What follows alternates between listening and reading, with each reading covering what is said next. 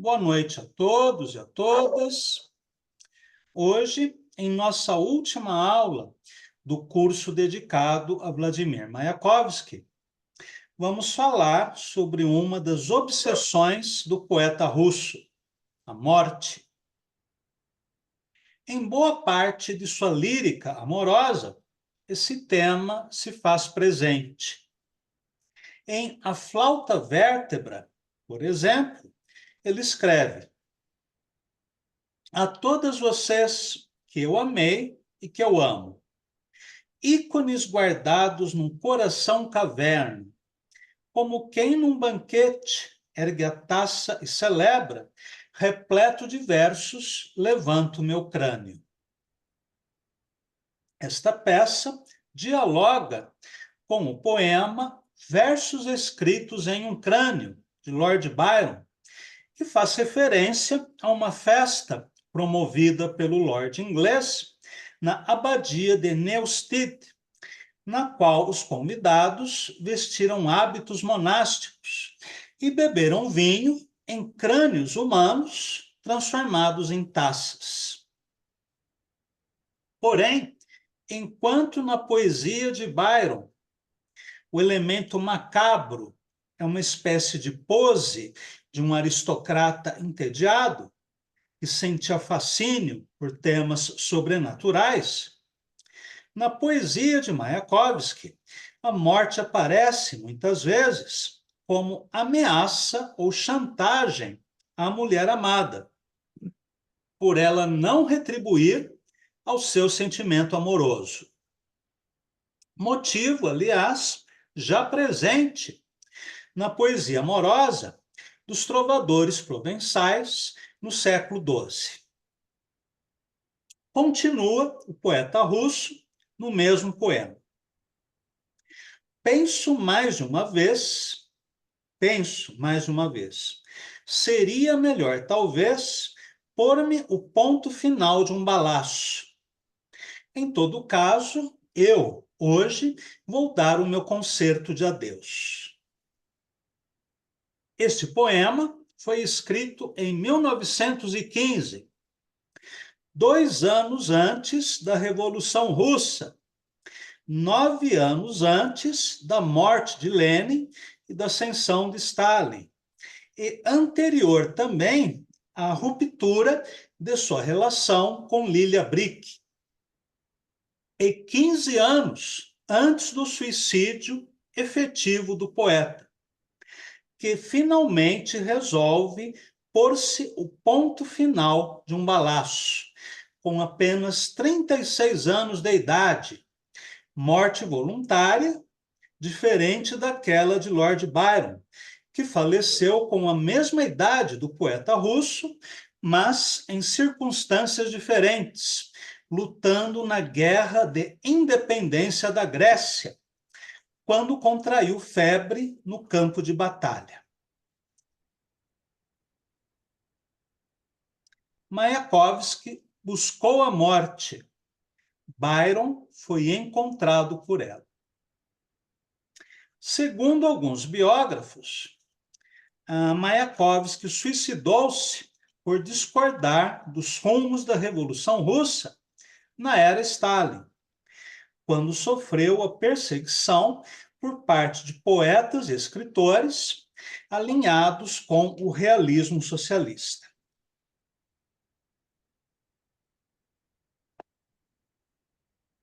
É verdade que o poeta ficara magoado com as críticas injustas feitas a ele por colegas invejosos, e há relatos do poeta a respeito em seu esboço autobiográfico Eu Mesmo, em cartas e poemas.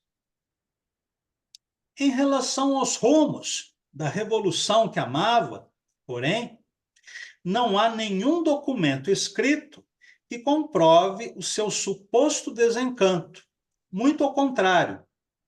No poema longo intitulado Lenin, o poeta saúda a coletivização da agricultura e a industrialização acelerada, os dois maiores feitos de Stalin na economia soviética. que, apesar dos desafios iniciais, como a violenta reação dos fazendeiros ricos, os kulaks, que preferiram incendiar as plantações e matar o gado do que entregar suas terras pacificamente ao Estado socialista, estas medidas foram vitais para a modernização do país, sem o que seria impossível a vitória militar sobre a Alemanha nazista, uma década mais tarde. Mayakovsky está alinhado com o Partido Comunista e declara a sua fidelidade à Revolução, mesmo não aceitando totalmente as normas do realismo socialista, que sufocou o cubo-futurismo e outros movimentos da vanguarda russa. Outra possível causa do suicídio de Mayakovsky, apontada por seus biógrafos, foi a ruptura de seu relacionamento amoroso com Lilia Brick. De fato, esta foi a maior paixão do poeta russo, mas não a única nem a última. Após a separação, o poeta envolveu-se com outras mulheres, entre elas a bailarina Tatiana Yakovleva, a quem dedicou 2 poemas que estudamos em nossa última aula. Também esse relacionamento não teve sucesso, pela decisão da moça de aceitar um convite para trabalhar em Paris, o que o poeta considerava uma dupla traição, a ele próprio e à União Soviética.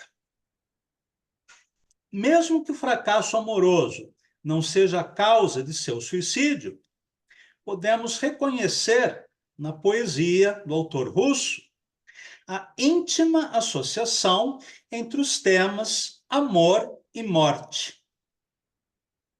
Na última estrofe de A Flauta Vertebral, por exemplo, lemos, na tradução de Haroldo de Campos: memória convoca aos salões do cérebro um renque inumerável de amadas. Verte o riso de pupila em pupila, veste a noite de núpcias passadas. De corpo a corpo, verta a alegria. Esta noite ficará na história. Hoje executarei meus versos na flauta de minhas próprias vértebras. Imagem macabra, de sabor romântico, byroniano, que Trotsky considerava um elemento vulgar, de mau gosto, na poesia de Mayakovsky, opinião da qual podemos discordar. Ao lado deste poema, o autor incluiu um desenho de uma figura humana, possivelmente ele próprio, estendido em um livro aberto, com os braços em cruz, e uma frase na parte superior da página: estou preso ao papel com os pregos das palavras. Vou mostrar aqui a imagem, embora eu já tenha enviado a vocês há mais tempo este poema, que nós já vimos em aula.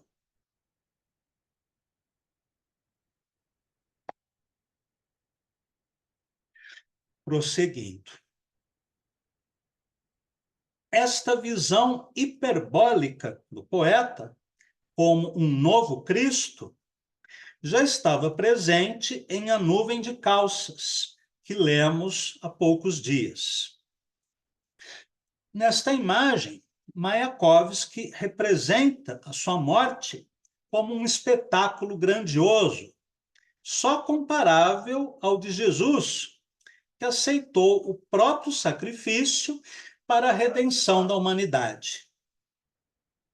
É possível que Mayakovsky visse assim também a sua própria autoimolação, como um gesto de glória ao amor. E ele considerava que o seu era o último amor do mundo e ainda da Revolução Socialista Internacional. A glória ao amor e a glória à revolução. De modo contraditório, porém, em outros poemas, ele inverte o efeito da hipérbole. Em vez de colocar-se muito acima da dimensão humana, ele se coloca abaixo dela, como acontece em Lilítica, que lemos na semana passada. Deixa-me ao menos arreovar, numa última carícia, teu passo que se apressa, em que se coloca literalmente, em que ele se coloca literalmente aos pés da mulher amada. O desenho que acompanha este poema, escrito em 1916, no final da página, é o de um cachorro chorando, sendo que, nas cartas trocadas entre Lília e o poeta, era comum eles usarem termos carinhosos como meu cachorrinho ou minha cachorrinha. Embora eu já tenha enviado esse poema a vocês, eu vou mostrar novamente aqui, né, o desenho do cachorrinho.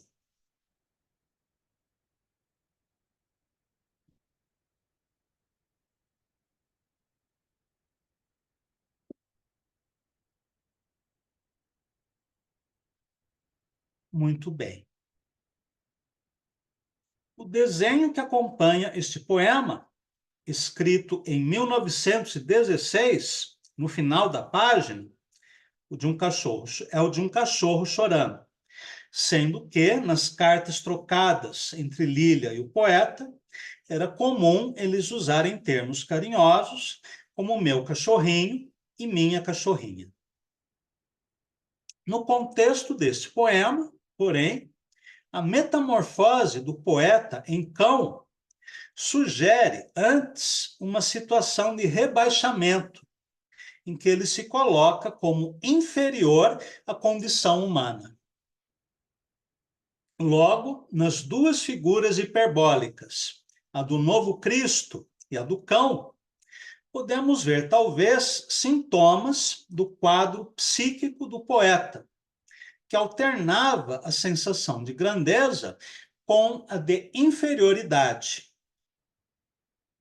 Outro aspecto interessante neste poema é como o autor coloca a ameaça da morte usando a negação, embora essa negativa possa ser um truque retórico para dar ainda mais força à ameaça.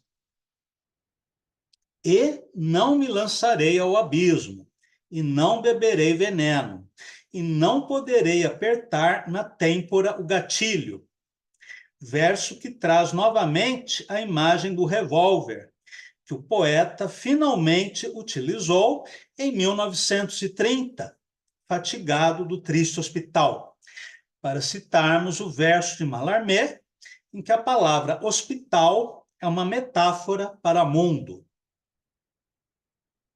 Esta associação entre amor e morte, na poesia amorosa de Mayakovsky, permite uma leitura a partir dos conceitos formulados por Sigmund Freud no livro Para Além do Princípio do Prazer, em que o pensador austríaco desenvolve a sua teoria da pulsão.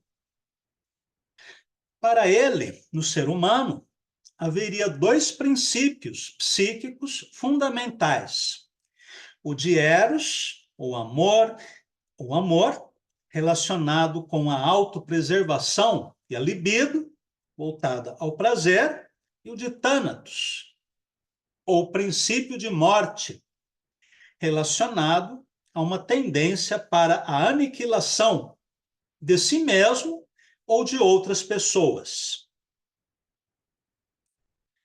A pulsão da morte também seria um desejo de retorno ao estado de inércia, e tranquilidade anterior ao nascimento.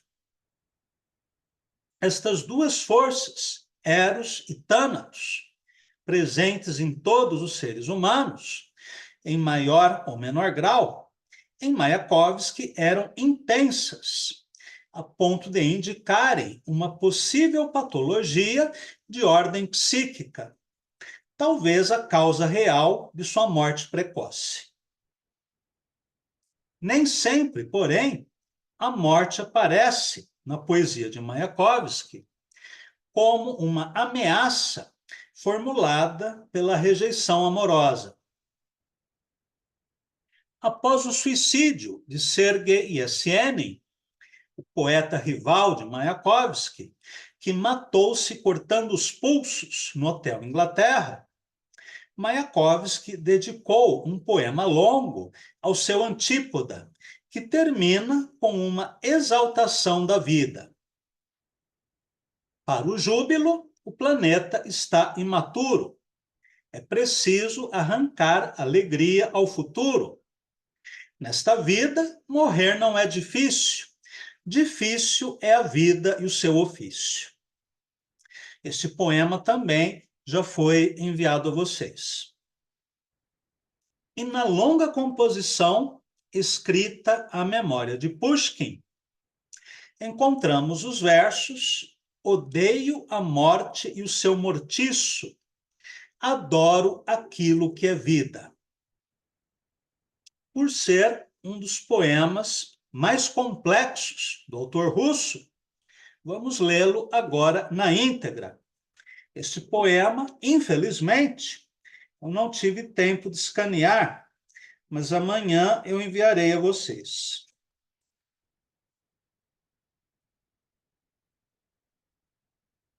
Jubileu. Alexander Sergeyevich. Me apresento, se permite, Mayakovsky. Dê-me a mão, eis a jaula do tórax. Ouve, não vibra, gane, este filhote de leão domesticado. Preocupa-me, parece que trago toneladas de vexame na cabeça frívola. Venha, eu o tiro daí, que ar de surpresa. Puxei forte? Doeu? Lamento, amigo. Você e eu já estamos bem providos de eternidade. O tempo nos sobeja.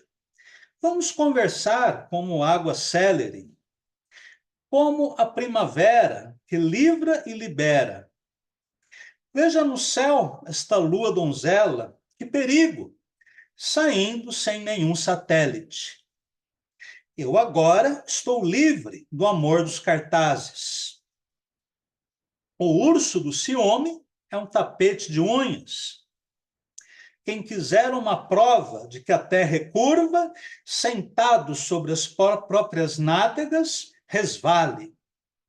Não, não vou impor os meus humores negros.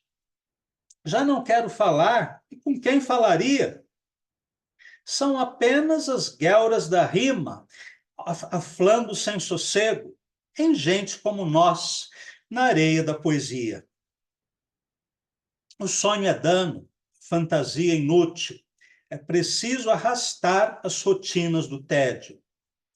Mas corre que a vida tome um perfil inédito e revele a grandeza através do que é fútil. Nós dois contra o lirismo, baioneta calada, buscamos a nudez da palavra precisa.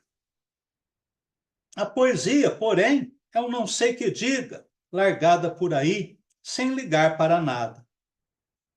Isto, por exemplo, é falado ou balido. Bigodes abóbora no focinho azul. Nabucodonosor, o rei bíblico. Coopasuk. Há um velho sistema. Vamos encher a cara. Afogar as penas no vinho. Mas repare que os Red e White Stars não passem à deriva com uma carga de vistos. Você é a minha mesa, isto me alegra. Hábil a musa lhe dá corda. O que dizia mesmo aquela Olga? Olga, Tatiana, a carta de Onegin. Teu marido é um velho obtuso, um eunuco. Amo-te, sem minha e sem falta. Já de manhã quero ficar seguro de ver-te logo mais nesta data. Houve de tudo. A espera sob a janela, cartas, os nervos como geleia. Mas o pior, Alexander Sergeyevich, é ter passado do ponto de afligir-se. Marche, Mayakovsky, mais ao norte. Coração torturado de rimas, entregue o amor à própria sorte, meu caro Vladimir Vladimich. Envelheço? Não, não é fato.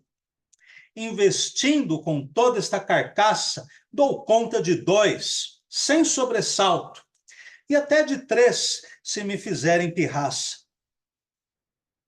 Taxam meus temas de individualistas. Que o censor não se irrite entre nós. Até 2 membros da Central Comunista, a quem diga ter visto aos arrulhos. Um mexerico, pelo amor do fuxico. Não dê ouvidos, Alexander Sergeyevich. Serei, talvez, no fundo, o único triste por não tê-lo mais hoje entre os vivos. Em vida, nos teríamos entendido, mas breve estarei mudo e inerme, e mortos seremos já quase vizinhos. Você na letra P, eu na letra M. Quem se põe entre nós? Você, o que me diz? Que país mais pobre de poetas! Entre nós, maldição. Nadson se intromete. Vamos ver se o remetem para as bandas do X. Nekrasov, Kolya, filho do extinto Aleixo, bom nas cartas, nos versos e não mau no aspecto. Você o conhece? Excelente sujeito. Fica conosco, é um companheiro certo. Os meus contemporâneos, se quer que eu prossiga, trocá-lo por 50 seria mau negócio. Bocejos de arrancar mandíbula. Torogoychenko, Gerasimov, Kirillov, Rodov, um cenário uniconformissário. E vem ISN e a Mugicante Malta. Que farsa! São vacas de luvas. Ouve-se uma vez e basta. Música de balalaica. É preciso que o poeta seja mestre da vida. Nós ambos somos fortes. Álcool de Poltova. E Biezimiensky. Bem, não é de nada. Café de cenoura fervida. É verdade, ficou faltando a Cieiev. Este vale, tem a minha pegada. Mas é pai de família e deve, pequeno ou não, alimentá-la.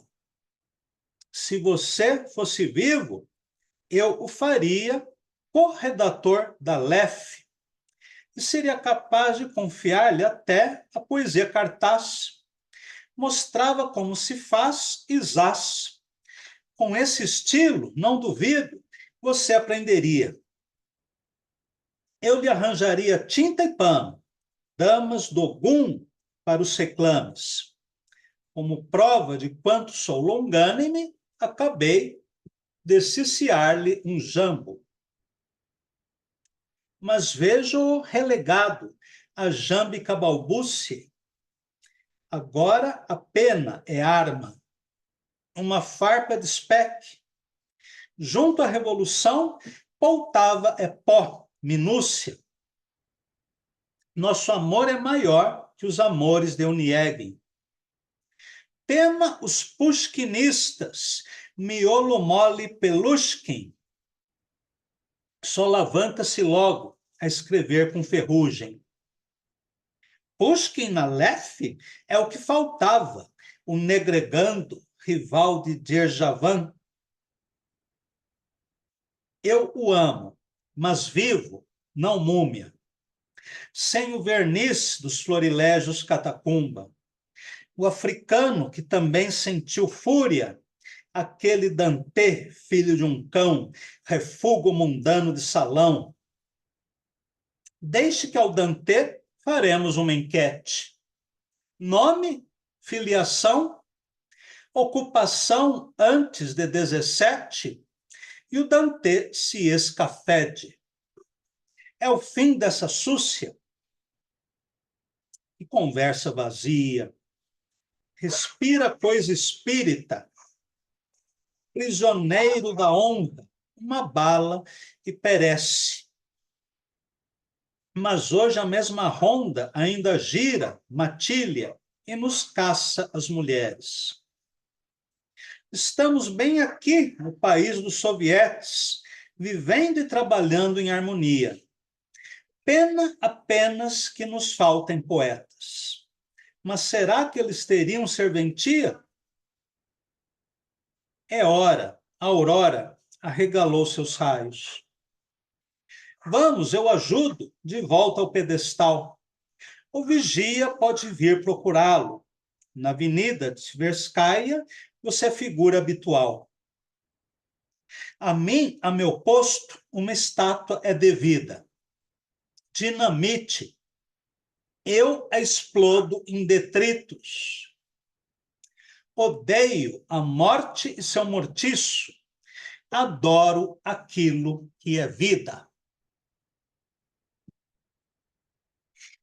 Este é um poema longo, de fôlego, construído conforme a arquitetura padrão dos textos poéticos de Mayakovsky, escritos na década de 1920, ou seja, versos longos, espacializados na página, em uma geometria propícia à oralização, como se o papel fosse uma partitura e as palavras notas musicais.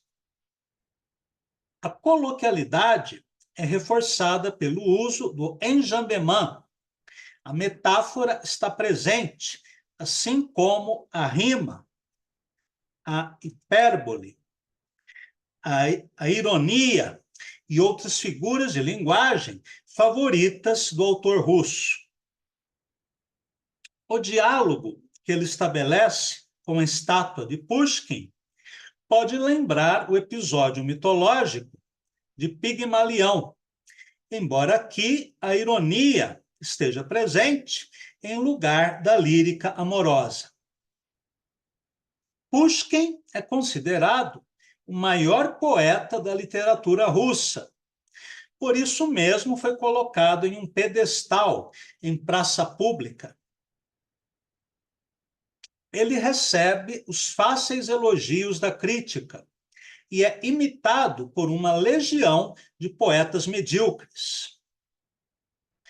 Contra essa canonização acadêmica e afetada do poeta, o maior nome do romantismo russo, Mayakovsky tenta recuperar o que ainda há de vivo e irreverente no poeta laureado. Para isso, ele retira a estátua de Pushkin de seu pedestal, ato simbólico de sua transformação em um ser humano, com quem é possível dialogar, como se ele fosse um vivo entre os vivos.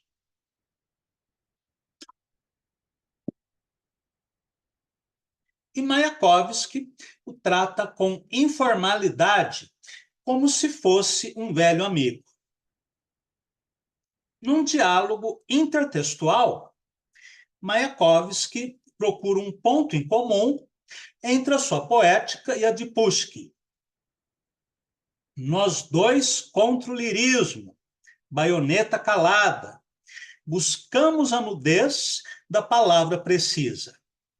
Afirmação que podemos comparar à exigência de Pound, de que a poesia deve ter clareza e objetividade. Mais adiante, recorda a temática romântica de Pushkin, comparável à do próprio Mayakovsky, para, em seguida, questionar os críticos que o condenam por seu suposto individualismo.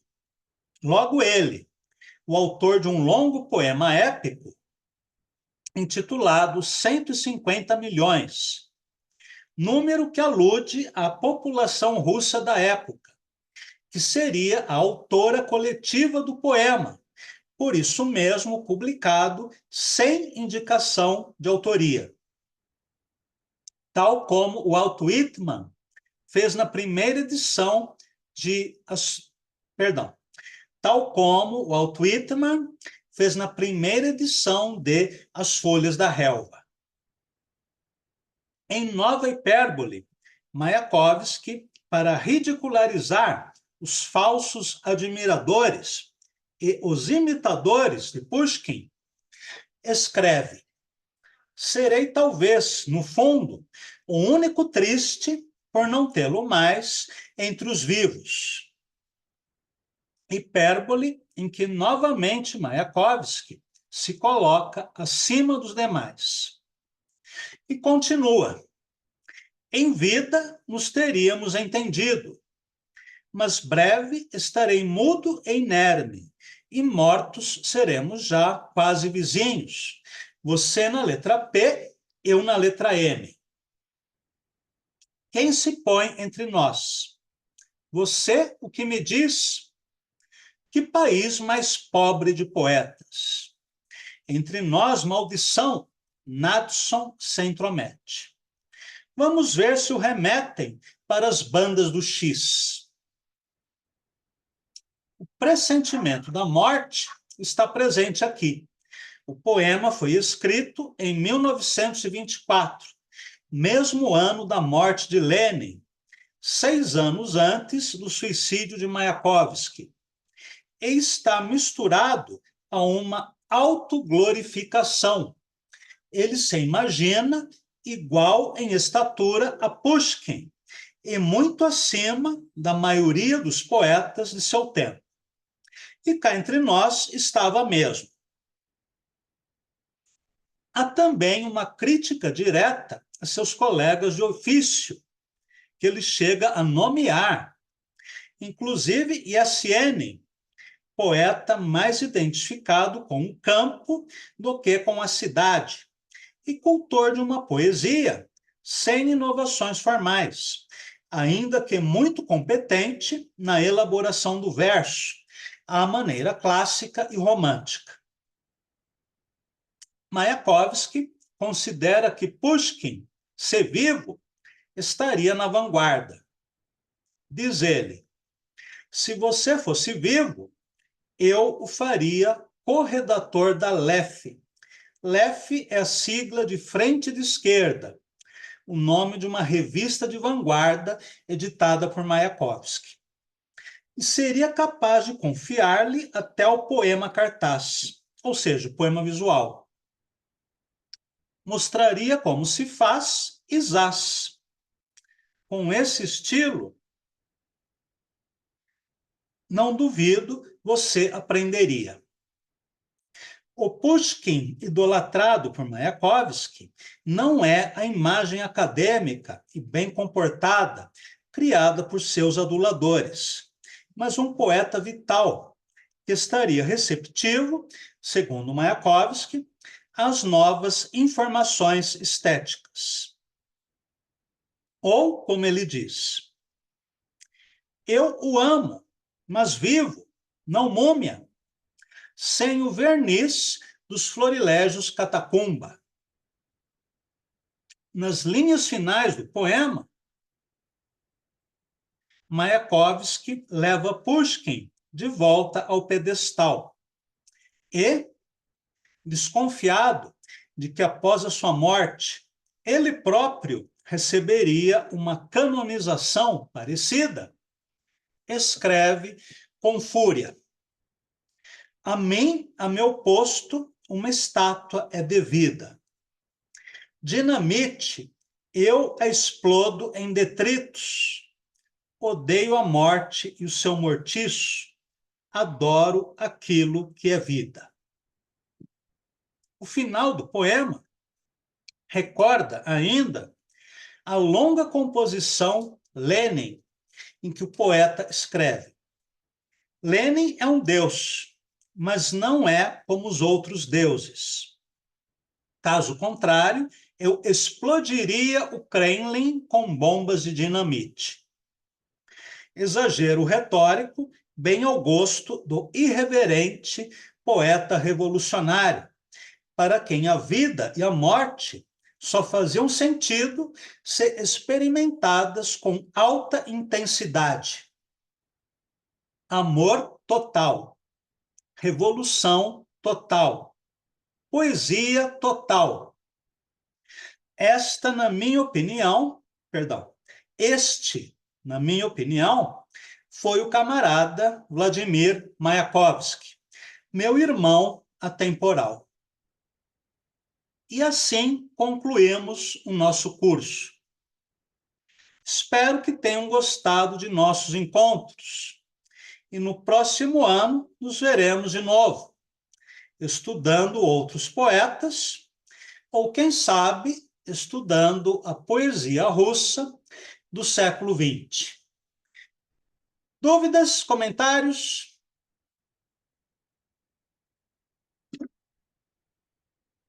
Uma pena que a Gisleide chegou apenas no final. Hoje nós lemos o poema Jubileu, de Mayakovsky, que é um diálogo imaginado entre ele e Pushkin.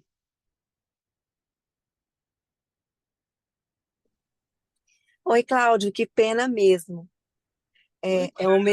Se tornou o meu poema predileto do Mayakovsky, inclusive. Não pude porque o teatro terminou, era o último dia, e aí teve conversa, teve fotos com todo mundo junto. É, não foi assim uma peça que acabou e pronto, vamos embora, não. E esqueci de perguntar se eles vão para São Paulo agora. Mas muito interessante. Mas depois eu vou assistir e aí eu comento com você os comentários, alguma coisa. Vamos aguardar os colegas que escutar. Tá certo, combinado. Mas com certeza foi maravilhoso. Parabéns. Já estou amando. Jorge, Paulo?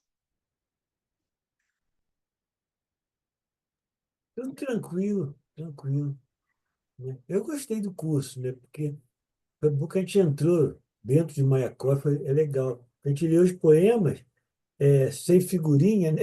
Então, muitas coisas ficam vagas. Por isso, não, apesar de eu não ter acompanhado tão constantemente como eu gosto, né?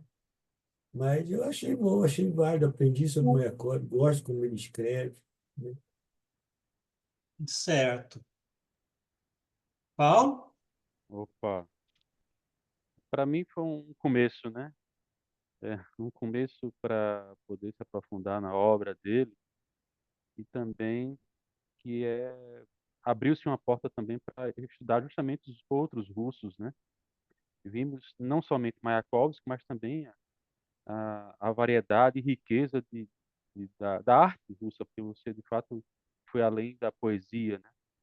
E esse curso foi apenas um início, um gostinho para explorar um universo gigante como a Rússia, né? É isso. Muito obrigado, Paulo. Parabéns. Belo curso. Eu que agradeço, Paulo.